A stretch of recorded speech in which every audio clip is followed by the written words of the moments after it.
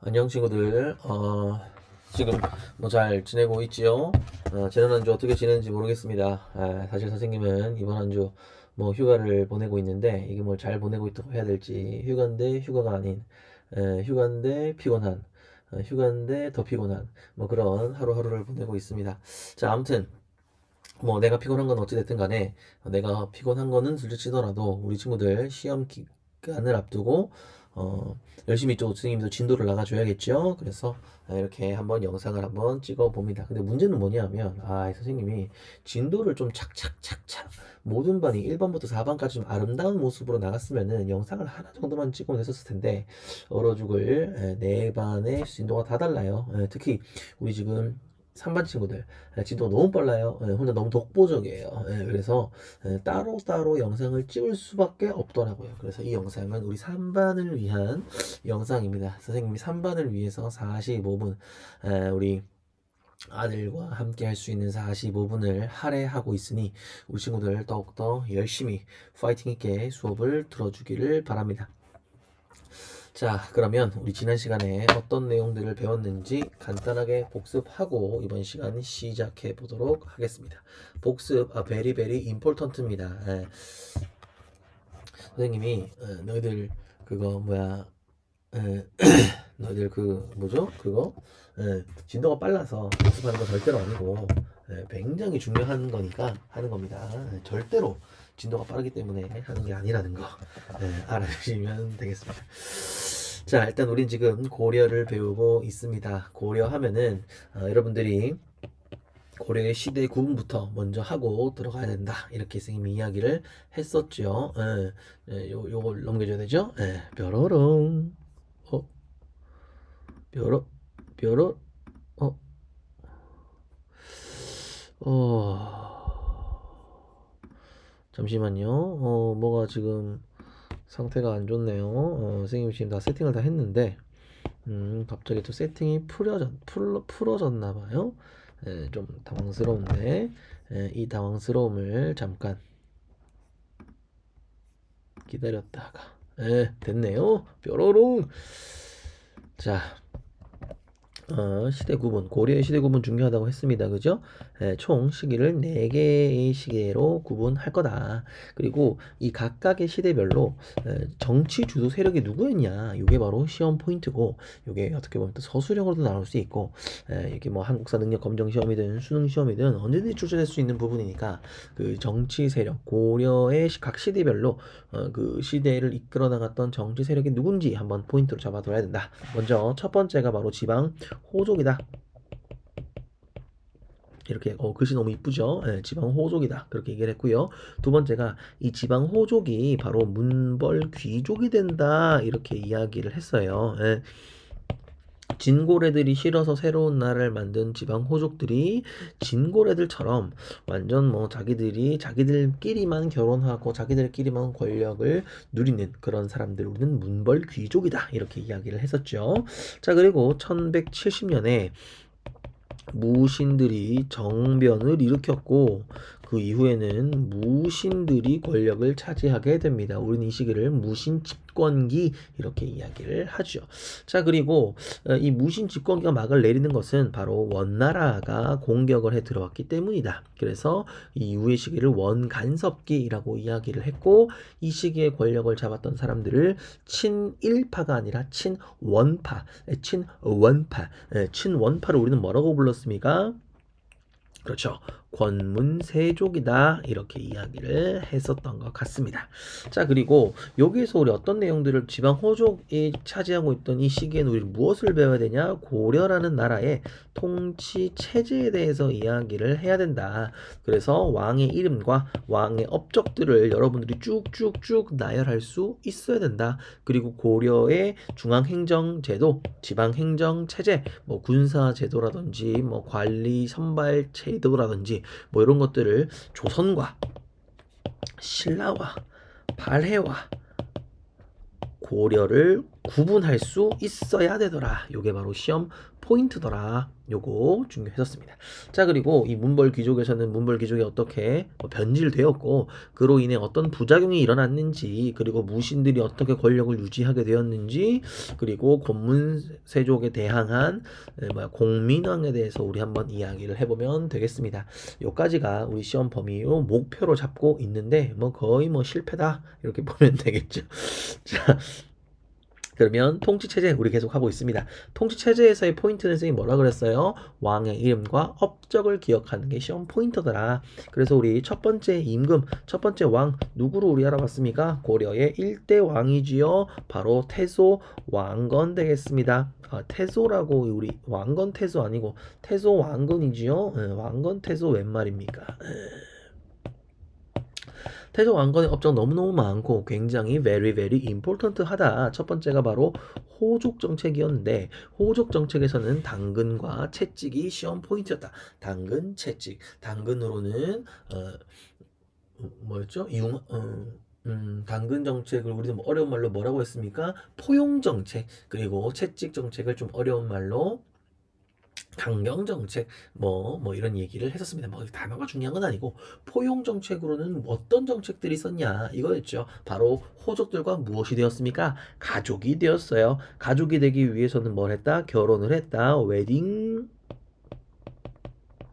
웨딩 정책이죠. 그래서 지방 호족들의 딸과 엄청나게 많이 결혼을 했습니다. 그래서 30명이 넘는 부인을 가지고 있었다. 그리고 호족의 딸이 없는 그런 호족들에게는 딸이 없는 호족들에게는 자신의 성을 물려줬다. 근데 본의 아니게 자신의 성이 뭐였다? 왕씨였다. 그래서 원래 선생님은 조창대인데 갑자기 성을 물려받으면서 왕창대 이렇게 되었다. 그런 거죠. 그래서 강채원이 이제 왕채원이 되었고 윤서정이 왕서정이 되었고 왕자로 보면 다 이상해. 근데 왕의 성씨를 하사했다. 이게 바로 호족 정책이었다. 이런 이야기를 했었던 것 같습니다. 자, 그 다음에 강경 정책 이야기 했었어요. 호족들을 통제할 수 있는 정책이 필요했다. 그 통제할 수 있는 정책 두 가지가 있었는데 하나가 바로 기인제도, 그리고 또 다른 하나가 사심관제도 이런 거 있죠. 갑자기 기억이 안 나서 당황했네요. 사심관제도와 기인제도 이 두 가지가 무슨 의미를 가지고 있는지를 여러분들이 좀 아셔야 되겠고, 자, 그 다음에 또 시험에 자주 나오는 게 민족 통합 정책이 있죠. 그래서 신라 사람이든 고구려 사람이든 백제 사람이든 발해 사람이든 모두 다 포용하는 모습들을 볼 수 있었습니다. 웰컴 투 고려 이거 보면은 왕건이 엄청나게 많은 포용심을 가지고 있었구나 알 수 있는 거고요.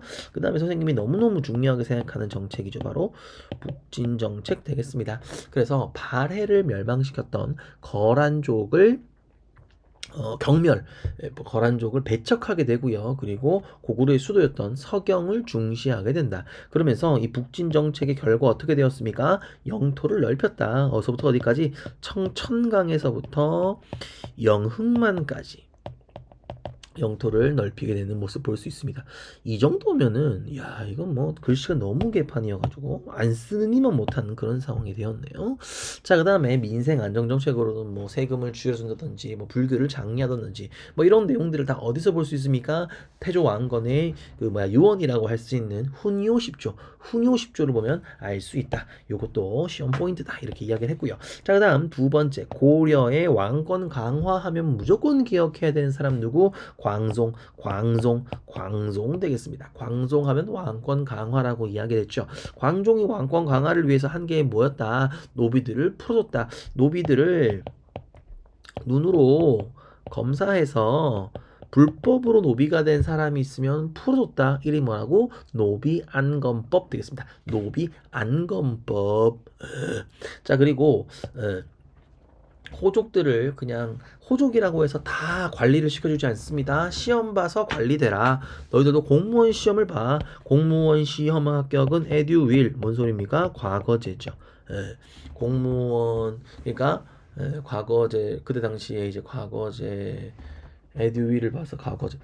이제 그만하겠습니다. 별로 생각도 안 나네요. 지금 늦은 밤이어가지고 그래요. 지금 쌤 애기를 재우고 애기가 깰까봐 만약에 응애하면 쌤 바로 영상 끄고 다시 달려가야 됩니다. 속상한 상황이야 지금. 예. 이게 나 그냥 학교 불러줘. 얘들아 여기 아닙니다. 네. 즐거워요. 행복해요. 네.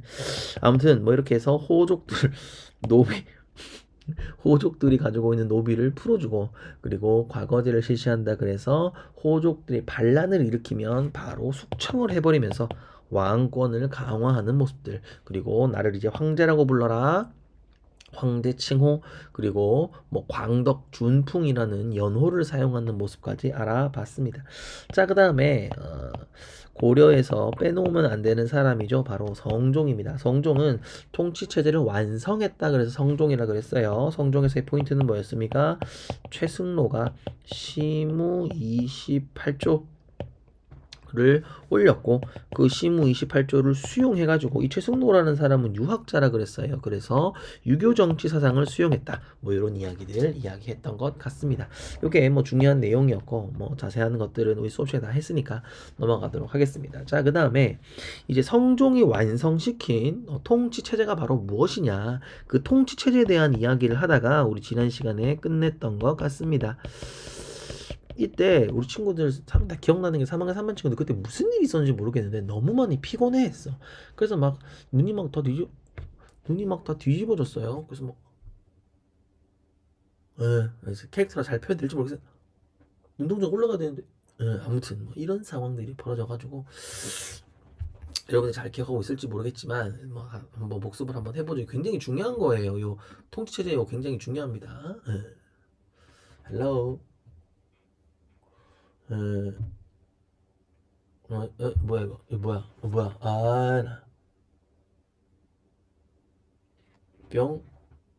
네. 또 선생님도 초췌한 얼굴이 또 드러났네요. 네. 하지만 뭐 끊고 하지 않죠. 네, 선생님은 귀찮으니까. 네. 자, 아무튼 얼굴을 보이는 부끄러움보다 귀찮은 게 먼저다. 뭐 이런 거죠. 자, 아무튼 중간중간 막 나오네요. 아무튼 자, 통치체제 요거 시험이 굉장히 많이 나오는 건데 요거 중앙 통치체제와 그리고 지방 조직과 군사제도 뭐 이런 것들 신라에도 나오고 발해에도 나오고 고려에도 나오고 나중에 조선에도 나오니까 여러분들이 잘 구분해야겠다 이런 내용들까지. 자, 고려의 중앙통치체제는 바로 이성육부다 이렇게 이야기를 했어요. 그리고 당나라를 따라서 이성육부지만 그래도 이제 독자적인 부분들 삼성을 2개로 줄인다든지 이런 부분들도 있다. 그리고 중추원 왕의 비서기관이었던 중추원 그리고 관리를 감찰했던 어사대 그리고 단순 회계기구였던 삼사 그리고 독자기구였던 도병마사와 식목도감 뭐 이런 것들이 중앙통치기구로 존재했다. 엄마? 선생님 이거 뭐 보여주지도 않고 혼자 떠들고 있었네요. 네. 자, 그 다음 지방행정제도 보겠습니다. 다 배운 내용이지만 복습하고 있는 중이에요. 자, 지방행정제도는 바로 오도양계죠. 오도양계. 자, 오도라고 하면은 일반 행정구역을 오도라고 이야기를 했고요. 양계라고 하면은 군사 조직을 양계라고 이야기했습니다. 북계, 양계 뭐 이렇게 있었죠. 그래서 오도 같은 경우에는 안찰사를 관리로 파견했고요. 그 다음에 양계 같은 경우에는 군사 지역이니까 그 병마사를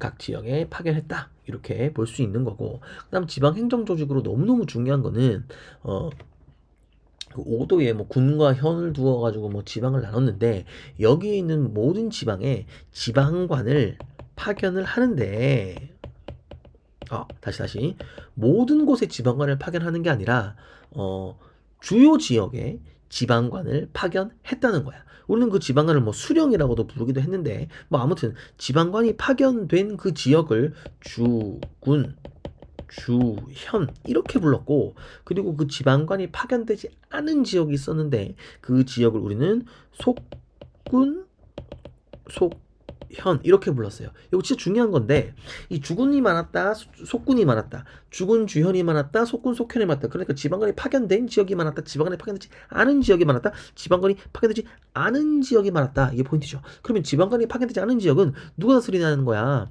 사또가 없잖아 지금. 이 지방관이 조선시대로 말하면 사또거든요. 왕의 명령에 따라 가지고 지방을 다스리는 사또, 지방관인데 이 주군 주현은 지방관을 다스리는데 이 주군 주현보다 속군 속현이 고려에는 훨씬 더 많았다는 거야. 그런데 이 속군 속현을 그럼 누가 다스리는 거야? 사또가 없으니까. 바로 향리라는 사람이 다스렸다. 향리는요 관리가 아닙니다. 그 과거제를 봐서 시험을 봐서 임용된 국가 공식 관리가 아니에요. 이 사람은 그냥 그 마을에 오랫동안 관직을 하며 오랫동안 그 마을을 지도하며 살아갔던 이장이다 이렇게 생각하면 돼요. 그런데 이 향리가 그 주변에 있는 지방관의 도움을 받아 속군 속현을 다스렸다 이렇게 되는 거지. 그러니까 여기서의 포인트는 뭐냐면 제대로 된 나라라면 모든 지역에 지방관을 파견하는 게 맞죠. 그런데 고대 옛날 나라로 가면 갈수록 이제 왕이 모든 지역의 관리를 파견하지 못합니다. 그래서 그냥 그 지역에 원래부터 힘이 있던, 원래부터 돈이 많았던, 원래부터 땅을 많이 가지고 있었던 사람들이 그 지역을 다스리게 되는데 고려 같은 나라는 이 지방관도 파견되었고 지방관이 파견되지 않은 지역, 그러니까 옛날의 모습과 지금 좀 발전된 모습이 공존하고 있었다. 이게 포인트인 거지. 무슨 말인지 알겠나요?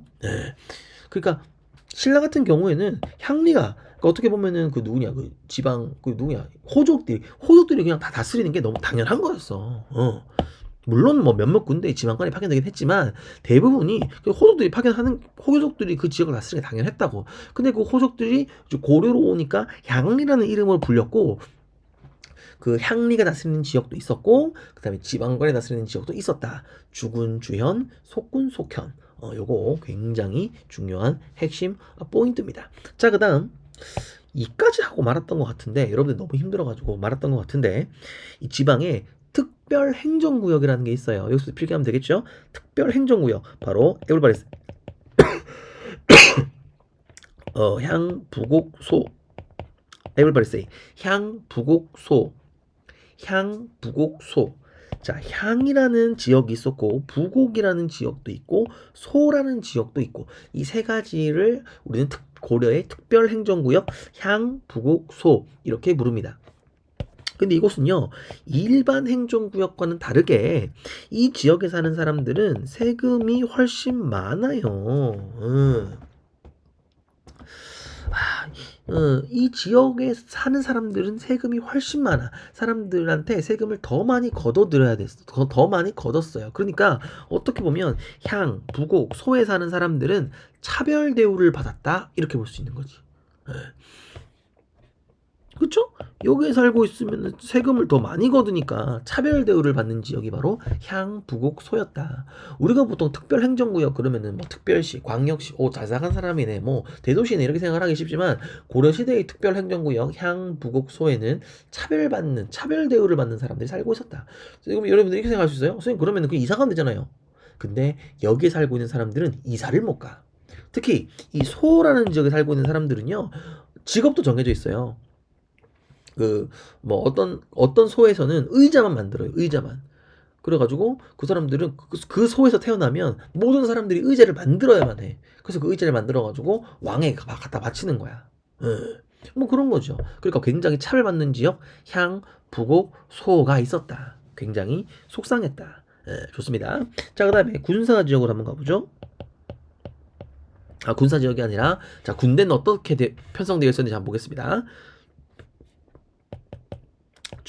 중앙군이라고 하면은 수도를 다스리는 군대죠. 수도를 다스리는 군대가 2개, 2군이 있었고요. 자, 그다음에 지방군. 수도 이외를 다스리는 지역이 6위가 있었습니다.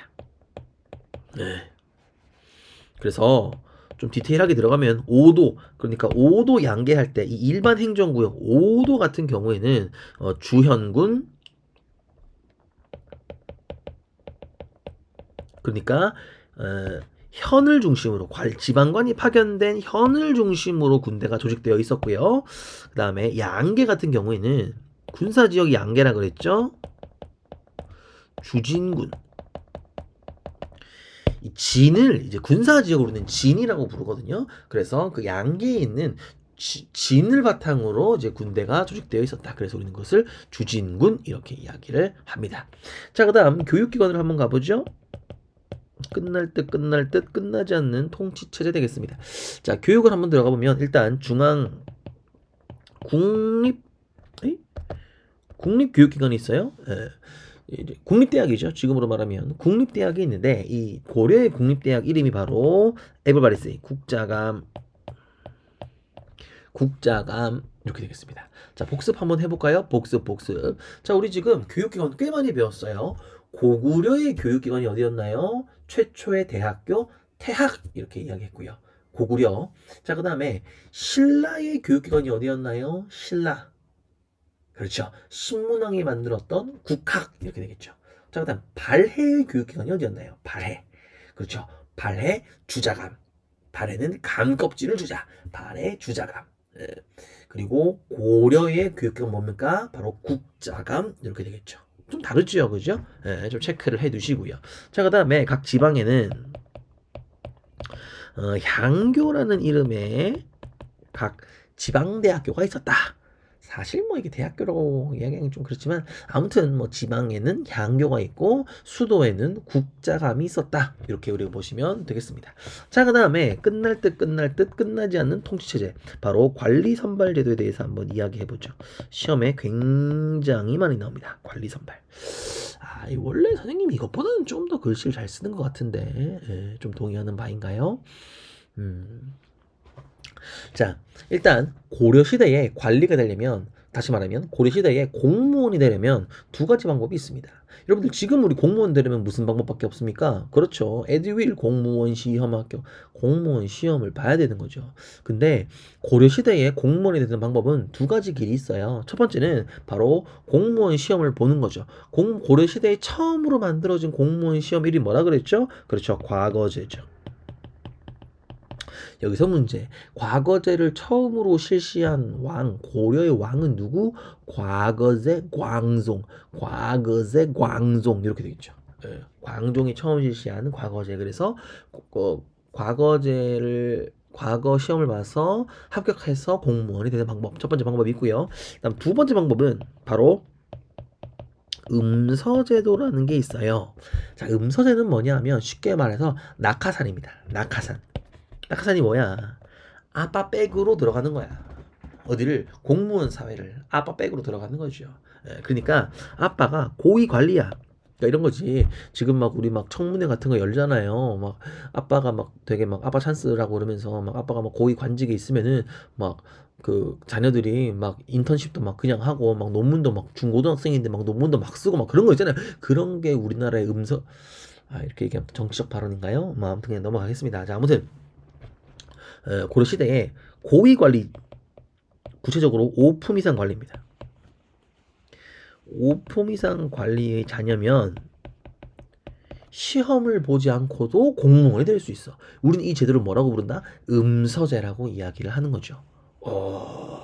그러니까 어떻게 보면 실력으로 관리가 될 수도 있고 신분으로도 관리가 될 수 있네. 아까 선생님이 얘기했죠?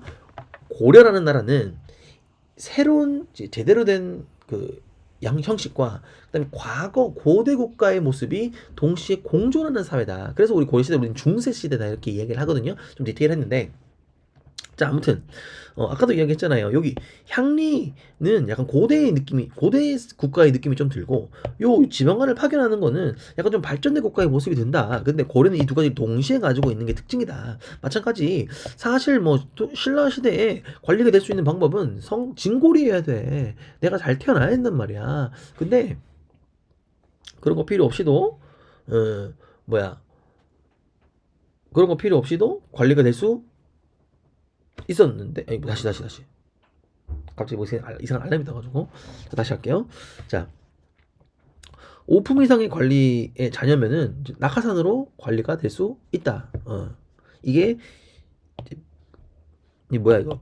핏줄 그러니까 신분제랑 비슷한 거잖아요, 그죠? 그러니까 신라의 골품제랑 비슷한 거지. 예. 진골이면 내가 진골을 태어났으면은 내가 그냥 언제든지 관직할 수 있는 거야. 높은 자리로 올라갈 수 있는 거야. 그런 것처럼 옛날 고대 국가의 모습들과 그 다음에 약간 실력 중심 사회, 지금 좀 발전된 국가의 시스템이 함께 공존하고 있는 사회가 바로 고려다. 이렇게 볼 수 있습니다. 자, 시험 포인트였고요. 자, 그 다음에 이 과거제에 대해서 좀 디테일하게 한번 알아보도록 하겠습니다.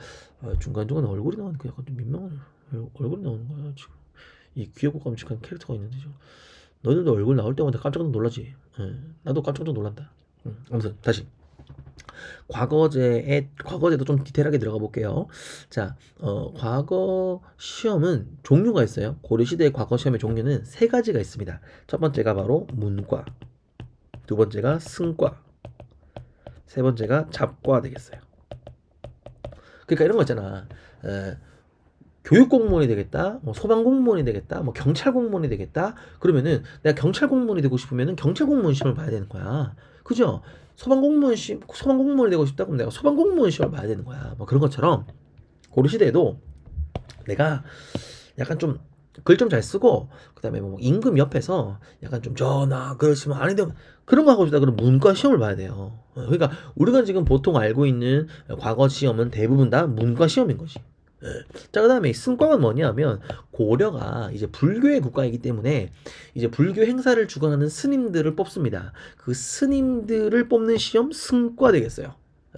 스님 승과 무슨 승 뭐 이렇게 얘기하잖아요. 그 승과 되겠습니다. 자, 그러면 잡과는요 잡스러운 학문이라 그래가지고 뭐야 굉장히 잡스러운 학문들이 있습니다. 그러니까 뭐 병든 사람을 고친다든지 뭐 그다음에 뭐 법을 좀 해석한다든지 뭐 그다음에 뭐 좀 뭐 통역을 좀 해준다든지 뭐 이런 사람들 이 중간중간에 이게 자꾸 끊기네요.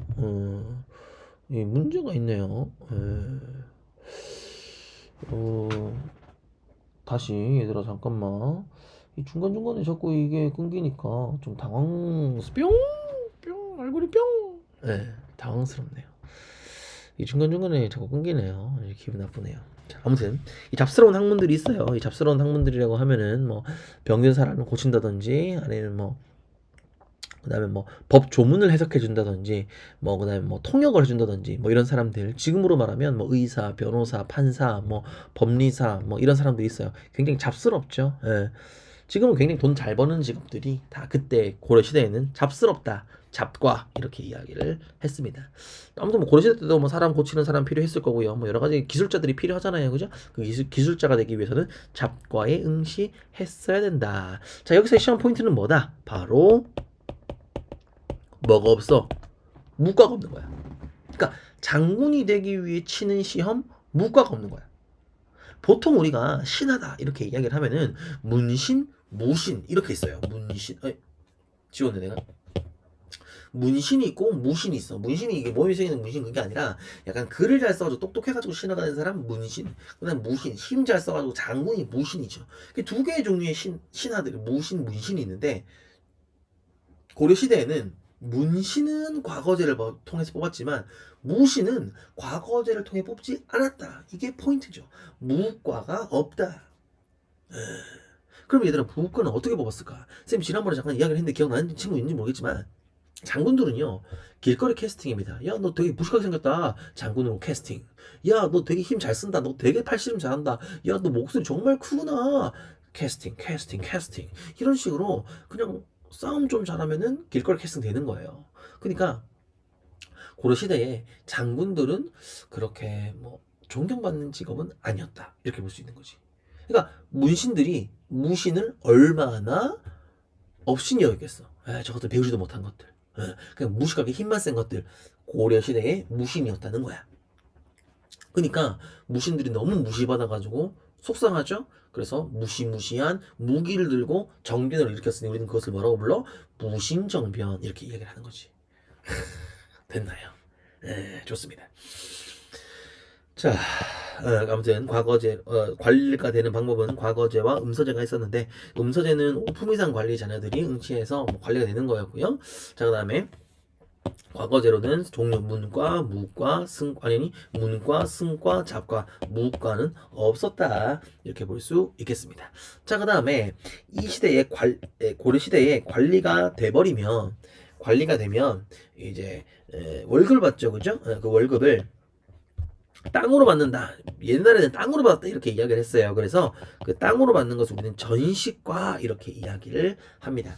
이 전시과가 그 관리에게 주는 땅을 어, 관리에게 땅을 주는 법을 전시과 이렇게 이야기를 하거든요. 전지와 시지를 함께 줬다. 전시과 이렇게 이야기를 하는데 아무튼 관리가 되면은 땅을 월급을 받았다. 엄마 이거 아니죠. 땅을 월급으로 받았다 이렇게 되는 거죠. 관리가 되면 전시과를 받게 되고요. 그다음에 거기에 녹봉이라고 해서 뭐 어느 정도의 쌀을 받게 됩니다. 자, 그리고 5품 이상 관리면은 공음전이라는 걸 받아요. 공음전. 자, 이 공음전은 뭐냐면 세습이 가능해. 그러니까 그게 무슨 말이야? 그러니까 나는 관리가 아니야. 나는 관리가 아니기 때문에 전시과를 못 받았어. 나는 관리가 아니니까. 근데 우리 아빠가 5% 이상 관리야? 그러면은 우리 아빠가 죽고 난 다음에도 그 땅을 내가 공음전으로 받을 수 있는 거야. 이거 골 때리는 거죠. 그러니까 죽고 난 다음에도 증조 할아버지가 5품 이상의 관리면 나는 먹고 살 걱정이 없다 이런 거지. 그러니까 이게 약간 고려가 약간 두 가지의 면이 공존한다는 게 또 여기서 볼 수 있는 거죠. 사실 뭐 신분을 제대로 태어나면은, 그러니까 올바른 나라라면, 근대 국가라면, 제대로 된 나라라면, 현대식의 국가라면, 발전된 국가라면 능력에 따라, 신분이 아니라 능력에 따라 돈을 뭐 월급을 제공받고 뭐 먹고 살 길이 열리는 게 당연한 건데, 고려 시대 같은 경우에는 뭐 이런 것도 관리인 사람들에게 이런 것도 주면서 동시에 세습이 가능한 고금전을 줬다. 두 가지의 모습들이 공존하는 사회다. 이런 것들을 볼 수 있습니다. 됐나요? 굉장히 중요한 내용들, 그리고 또 많은 내용들을 우리가 통치 체제에서 이야기를 해 봤습니다. 우리 3학년 3반 친구들이 진도가 조금 빠르기 때문에 선생님이 조금 이렇게 좀 천천히 통치에 대해서 좀 자세하게, 좀 디테일하게 설명을 한번 해 보았습니다. 자, 일단은 선생님이 학교 돌아가서 좀 부족한 부분들 조금 더 보충해 주도록 하겠습니다. 자, 수고 많았고요. 다음 시간에는 학교에서 보도록 하겠습니다. 아차차, 우리 친구들 가정 선생님이 나한테 연락을 했어요. 여러분들 가정 선생님이 이야기했습니다. 그 가정 구글 클래스룸에 그 표준어 검사 올려놓은 거 있으니까 그거 꼭 다 하시라고 가정 선생님께서 이야기해 줬습니다. 역사 선생님이 잠깐 가정 선생님의 광고 말씀 전해줬고요. 수고 많이 했습니다. 다음 시간에 학교에서 만나요. 안녕.